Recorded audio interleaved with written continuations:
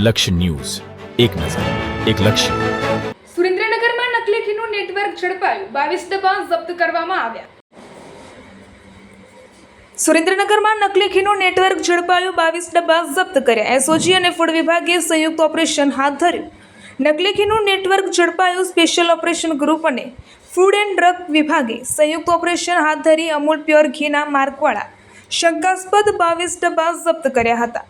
આ કાર્યવાહી દરમિયાન મહેતા માર્કેટમાં આવેલી આદિનાથ એન્ટરપ્રાઇઝમાંથી શંકાસ્પદ હાલતમાં 6 ડબ્બા મળી આવ્યા હતા, જ્યારે શહેરના ટાંકી ચોકમાં આવેલી જેસી એન્ડ કંપનીમાંથી તપાસ કરતા 16 ડબ્બા મળી આવ્યા હતા.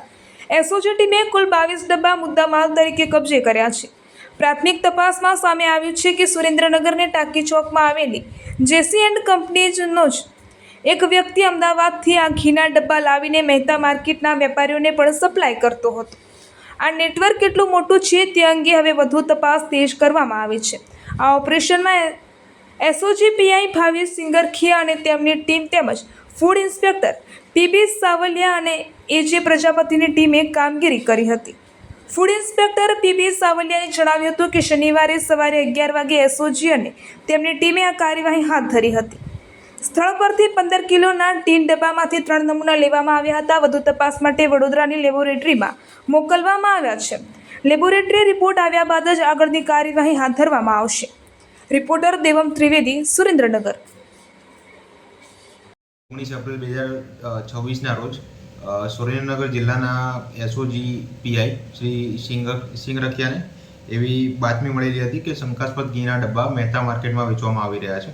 આ બાતમીના અનુસંધાને એસઓજીની ટીમ દ્વારા ફૂડ એન્ડ ડ્રગ્સ વિભાગના અધિકારીઓને અને તેમની ટીમને સાથે લઈને સુરેન્દ્રનગરના મહેતા માર્કેટમાં આવેલી હિતવી સેલ્સ નામની દુકાનમાં ચેકિંગ હાથ ધરવામાં આવેલું હતું અને આ દુકાનમાંથી શંકાસ્પદ ઘીના કુલ 6 નંગના ડબ્બા જેની કિંમત ₹60,000 થાય છે તે કબજે કરેલી હતી.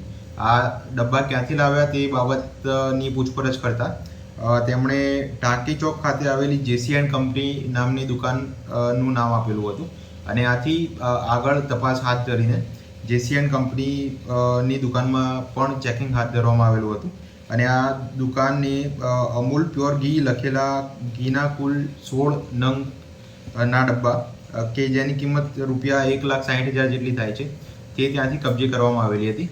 આ તપાસ આગળ વધારતા એવી જાણકારી મળેલી હતી કે અમદાવાદ ખાતે આવેલી નારાયણી એન્ટરપ્રાઇઝ પાસેથી આ ડબ્બા લાવવામાં આવી રહેલા હતા.